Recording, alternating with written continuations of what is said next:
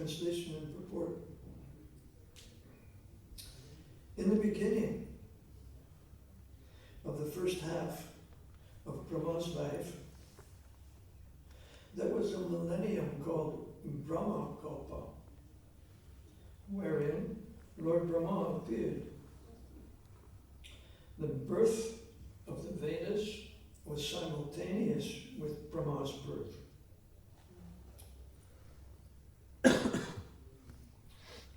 According to Padma Purana, Prabhaskanda, in 30 days of Brahma, many kalpas take place, such as the Varaha Kalpa and Purkalpa. 30 days make 1 month of Brahma, beginning from the full moon to the disappearance of the moon. 12 such months complete 1 year, and 50 years complete 1 pararda, or 1/2 the duration of the life of Brahma. The Sveta Varaha appearance of the Lord is the first birthday of Brahma. The birth date of Brahma is in the month of March, according to Hindu astronomical calculation. This statement is reproduced from the explanation of Srila Vishwanath Chakravarti.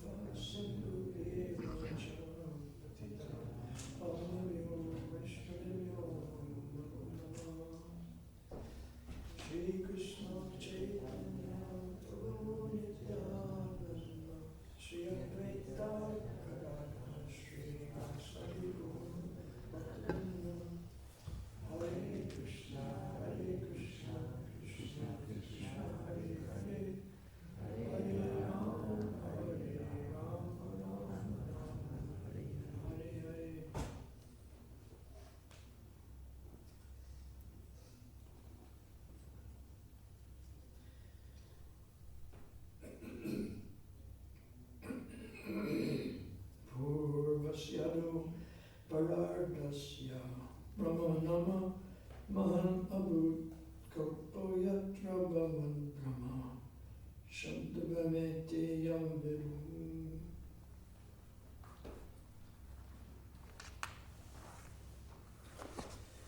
Thank you for taking the time to hear Srimad Bhagavatam this morning.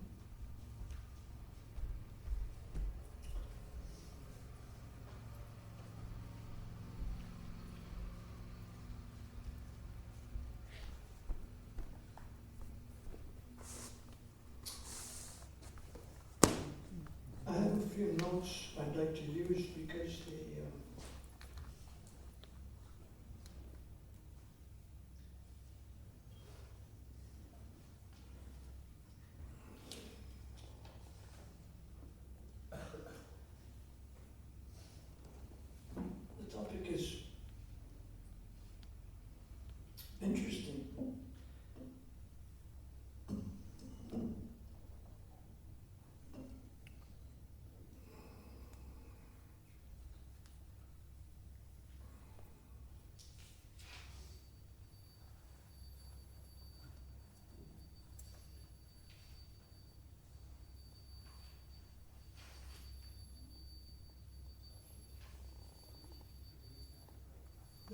previous verse mentions, as I already said, that Brahma's life is divided into two parts, the first half and the second half. And then he says, the verse is the first half of the duration of Brahma's life is already over, and the second half is now current. So that applies still. It's true today, just as it was when Bhagavatam was spoken.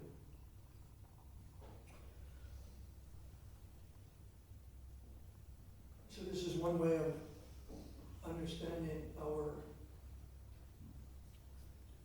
place in the time span. It's easy to understand. Brahma's life is half over. The second half of Brahma's life has begun. The first half is, in Sanskrit, Purvasya.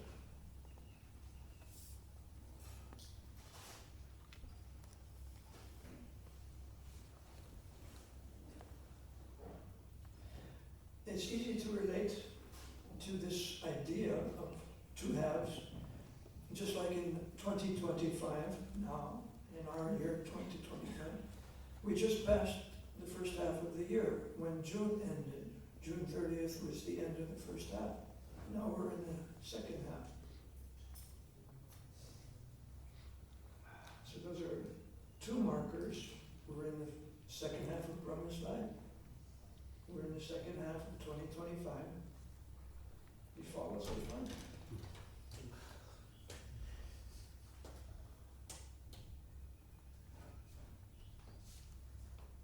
And as I said, this is a text about Brahma's birthday. In a sense, the day he was appeared, the day he took birth. His birth was special.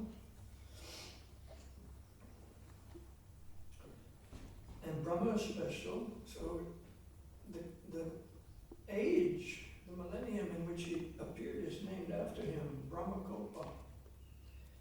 The millennium Brahmakalpa.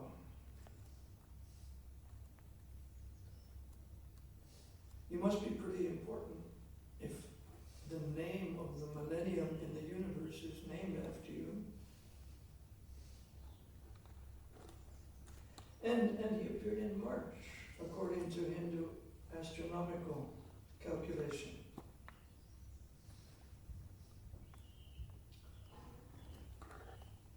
And what else appeared at that time? Do you remember from the verse? Shabda? Shabda? Brahma means the sounds of the Vedas. Now, the sounds of the Vedas don't take birth like Brahma. I remember years ago when I was reading the Sri Upanishad, I read that the sounds of the Vedas are eternal, they're not a material creation. And this morning I was trying my hardest to remember the Sanskrit word for that, but I couldn't. So I decided to ask you. Remember that word in the Isha Upanishad, which means that the Vedas are not created? I'm hard of hearing. Devotee is saying aparishya. Aparishya. Aparishya. Prabhupada named one of his disciples Aparishya Das. He lived in America. Aparishya. We used to pronounce it Aparishya. So what does that mean? That these sounds exist eternally.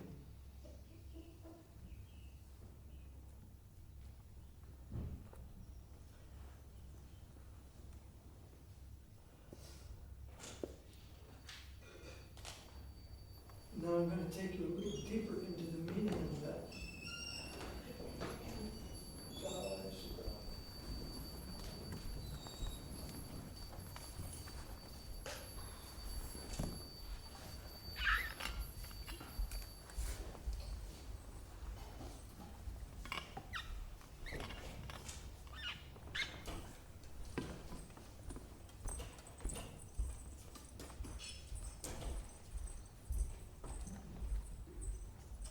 In this book called Sri Krishna Lila Stava, Srila Sanatana Goswami is writing, and each verse is a kind of an address to the Lord in his various forms. The verse I'm going to tell you about today is addressed to the Paramatma. He describes Paramatma in these words: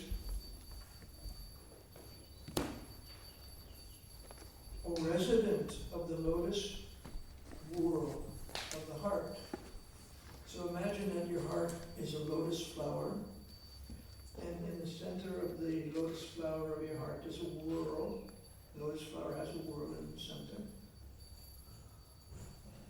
And here Paramatma is described as the resident of the lotus whorl of the heart.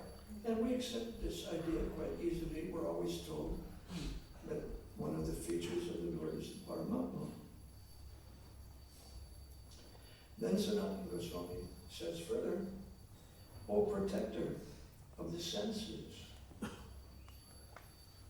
that's nice to understand that the Lord is the protector of the senses of the body.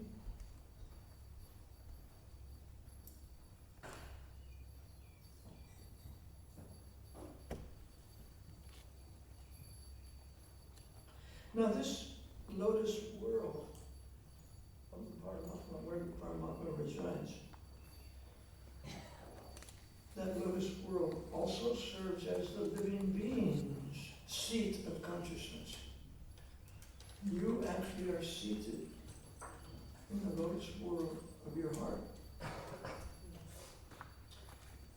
Just imagine that. You can't see it. It's a part of your body that you can't see unless you use your internal vision to look within. Looking within the heart.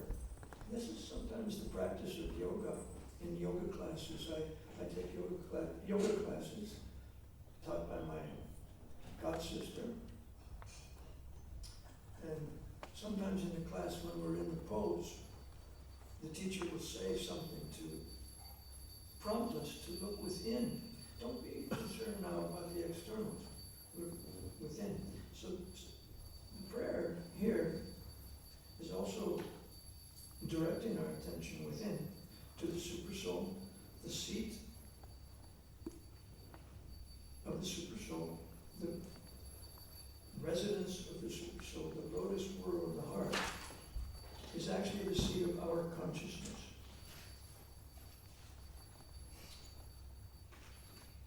Then, the translator of this book, Gopi Pranadana, my godbrother, he mentions a quotation from a book called Tantra Sara, the essence of the Tantra.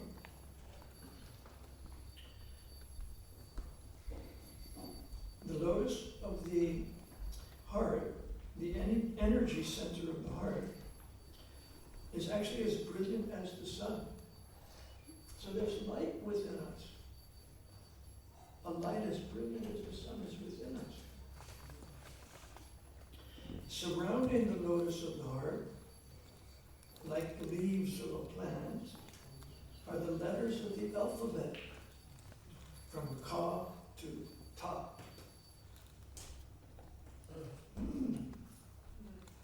Surrounding the lotus are the letters of the alphabet. So this is related to the idea that we're going into deeper, the birth or the appearance of the sounds of the Vedas. I'm trying to connect you to the idea of the sounds of the Vedas by taking you into the heart, where it's described that the alphabet surrounds the heart.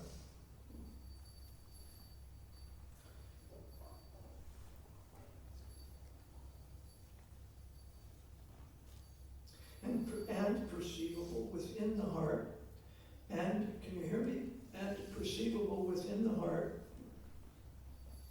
is the original form of sound, comprising the Vedas. So sound comes into this world in the form of the Vedas.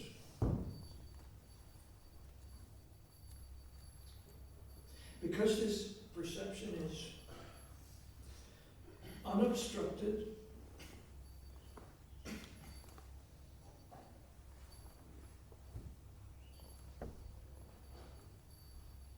sages call the lotus the anahata chakra. Anahata means unobstructed. So just see what these yogis perceived. They could look into their hearts, they could perceive the sounds of the Vedas within the heart, the alphabet, the letters of the alphabet, and the sounds of the Vedas within their heart. They had, just as we can see the outside world, they could see the inside. It is the transcendental abode of ecstasy inhabited by the Supreme Person. The personified Vedas, also called the Shrutis, describe the worship of this form of the Paramatma in the 10th canto. Remember that chapter in the Krishna book called Prayers by the Personified Vedas? So they're describing the Paramatma here. Among the followers of the methods set forth by great sages, then they describe the worship of the Lord in the heart. And then also, we have the meaning of protector of the senses. The Lord is the protector of the senses.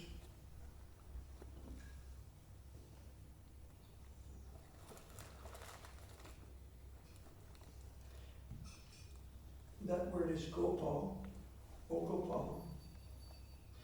Go sometimes means the faculty of speech. Go. Did you know that your ability, your faculty of speech, your ability to speak is called go?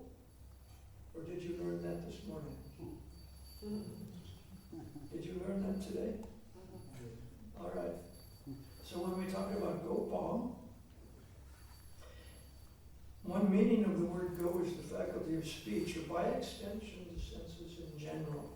The senses in general are sometimes called go. Therefore, you have the word Goswami. It means one who can control the senses.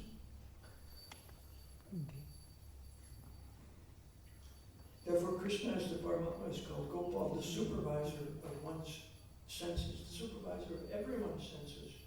Even the pigeons. I saw one pigeon in the garden this morning flapping. So, okay, you see the pigeon, but do you see the super soul? Who is the supervisor of the pigeon's senses?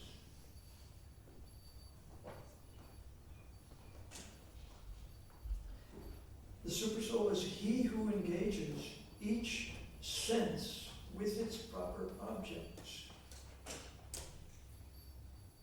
So we may think, well, I can do what I want with my senses. I can talk, I can move my hands and legs, act in the world.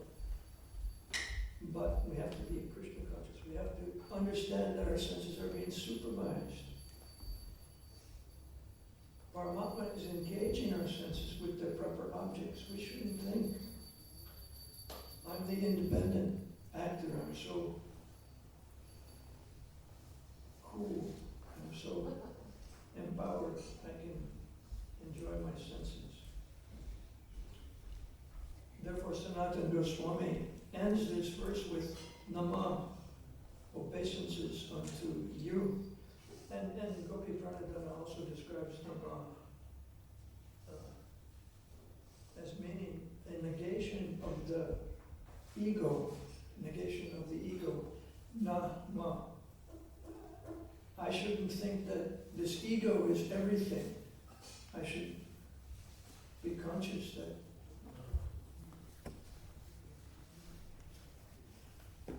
my senses are supervised.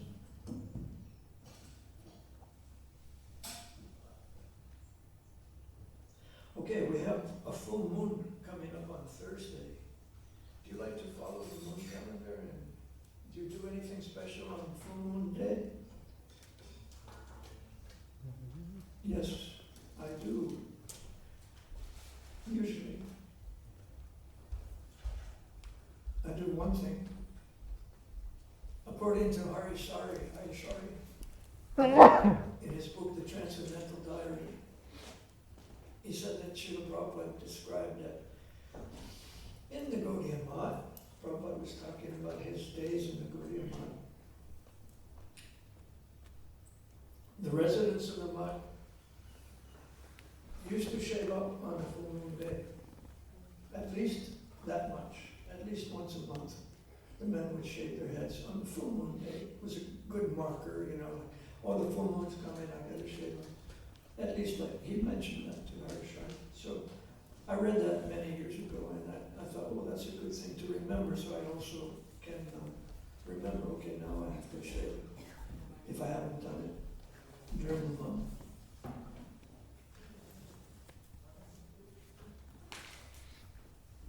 But here, the full moon in this verse is mentioned in connection with, in the purport is mentioned in connection with months. Apparently the full moon is considered the beginning of the month. And then it goes, of course, into the new moon, where you don't see the moon. It's one night where you don't see the moon start. You know, and 2 weeks of the moon period, 2 weeks of the full moon period, the bright and the dark halves of the month. And in that way the month passes, eventually some years pass, the year passes, many years, Brahma's life.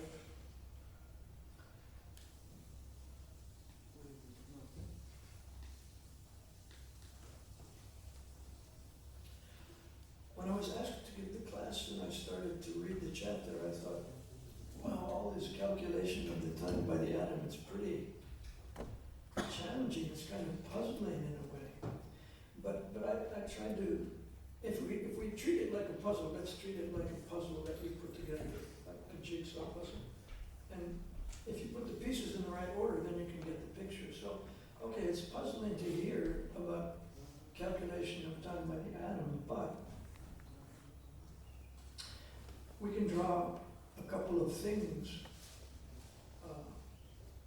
from this that will make it unpuzzling. We'll see a bigger picture.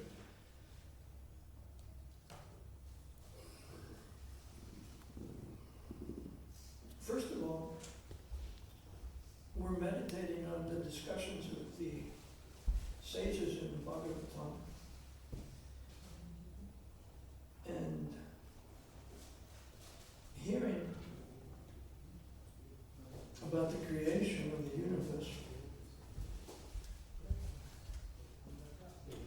and how they calculated the time based on the lifetime of Brahma.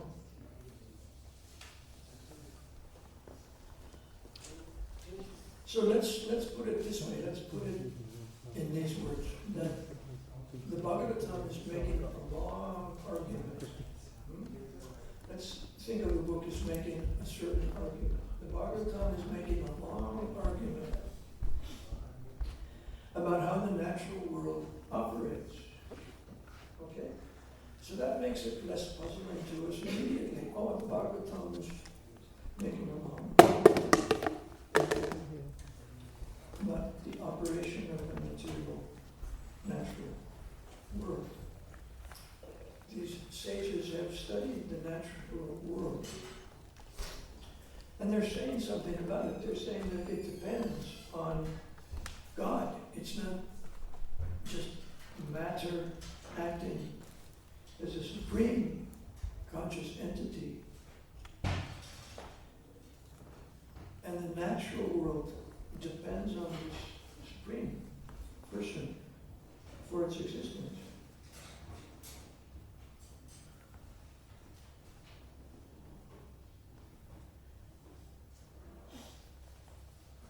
I then remembered this book, and I brought it with me from the library and read it. It's called Hindu Theology and Biology. It takes up the idea of Darwinian understanding of biology and evolution, and says you also have Hindu theology. That Hindu theology also explains the species of life. So this is a study of the Bhagavad Purana and contemporary scientific theory. It's written by a devotee named Janaki Ram, or under the title Jonathan B. Edelman. So he's a scholar, he teaches, and he wrote this for his PhD, his doctorate at Oxford. So I just took a few notes from the introduction to give you the idea of how he made this topic less puzzling, the Bhagavatam theology.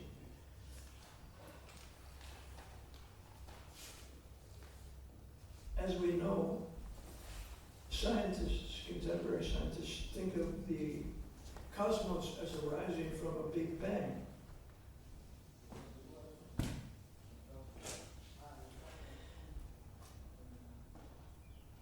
This worldview, this scientific worldview of the Big Bang and evolution, these worldviews have had a great influence in the last few hundred years. They've influenced the intellectual life of scholars in many fields.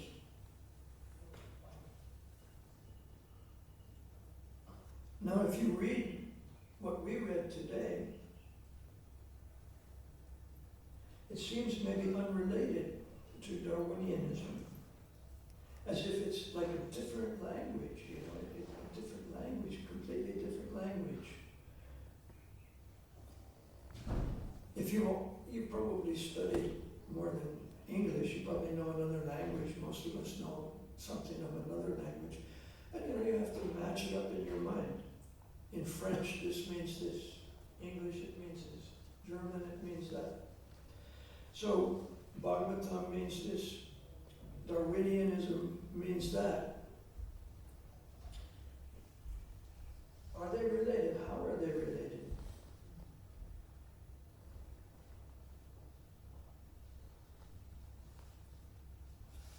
The author of this book points out that in the past few hundred years, Western theology and Western science have been in a conversation ever since the time of Darwin. The theologians had to take in what the scientists were saying and respond. And also the scientists sometimes take in what the theologians say and they respond to the theologian. So of course that's what the author wants to do with his book. He wants scientists to consider this non-Western, ancient presentation.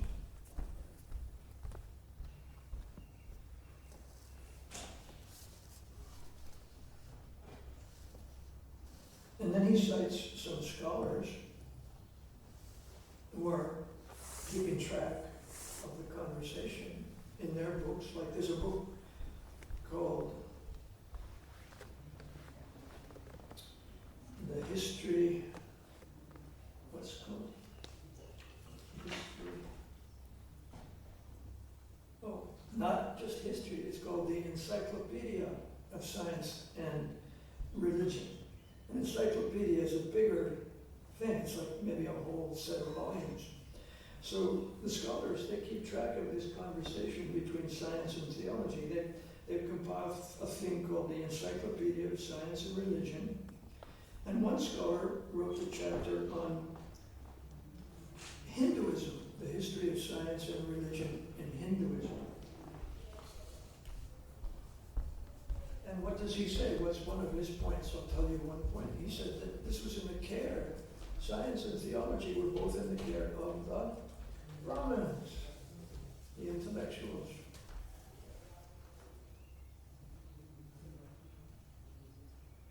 They made inquiry about spiritual reality. But their inquiry about time and the natural world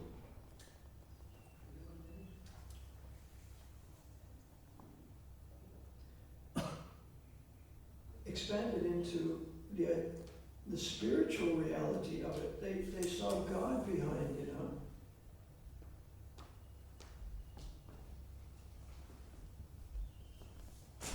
But at the same time, they were able to deal with theoretical science, like this chapter is called Calculation of Time according to the Atom. So that's theoretical science. And at the same time, they also had their technology. They excelled in certain kinds of technology. Modern world is very much technology oriented. Scientists are expected to improve the modern technology all the time. But you find these things also in the ancient world.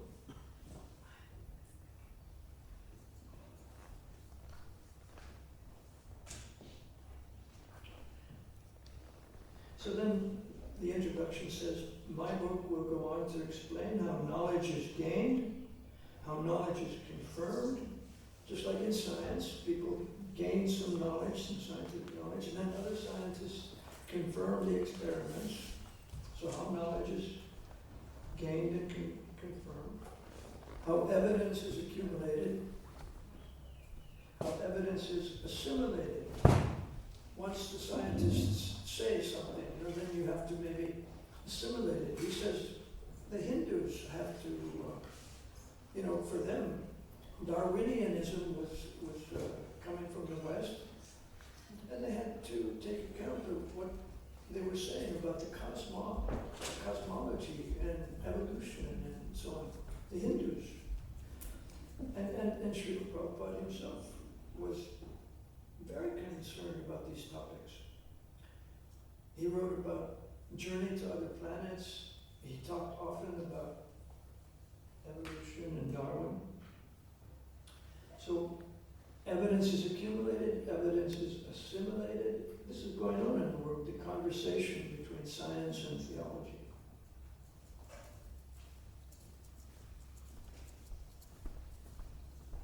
And it's good. It's good that there's some communication. That's his point. Good communication. Yeah, communication is good. Okay, I'll stop there. Thank you for staying through the whole class. You showed great determination. Other people had to leave, or they were bored and left. Any comments or questions?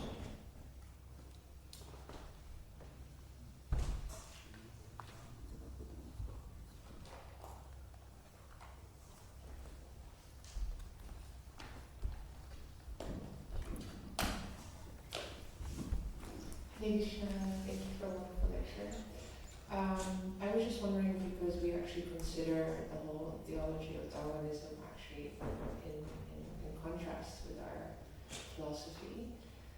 So I was wondering, what was your conclusion from the book that Can you repeat what you said just now? Contract? in contrast, that it's, Contrast. yeah, Theology is in contrast to. well, that we don't consider actually the theory of Darwinism, to be in line with our philosophy. So I was curious to hear what your findings were from this book, where you could see the perhaps synchronicity. It's the first time I'm actually hearing how it can actually come together, and I'm pretty curious. Mhm. So you're asking me to say a little bit more about how the two, science and Hindu theology, come together.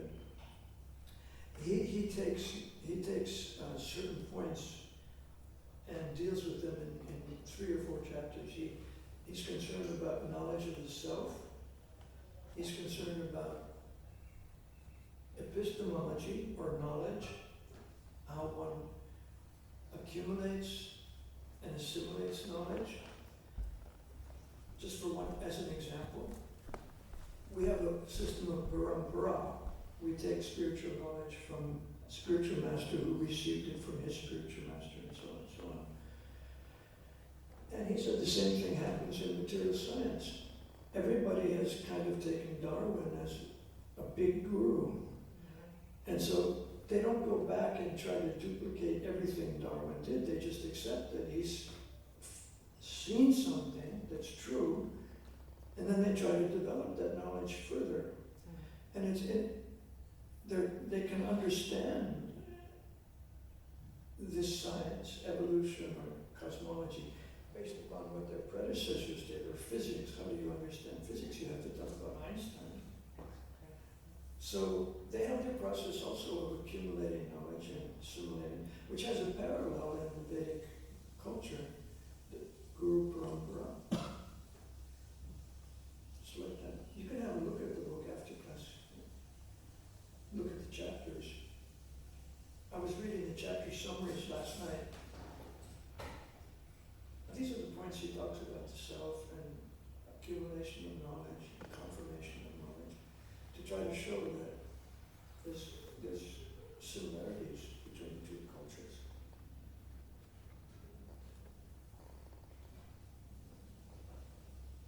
Is that okay? Okay, we're down to, there's 19 of us left. And I think we should, if there's no more comments, we can stop. No, Monday to Friday is till 8:30 lecture. Only Saturday, Sunday is 9 o'clock. Thank you for telling me. Hare Krishna. Thank you. Glories to Prabhupada.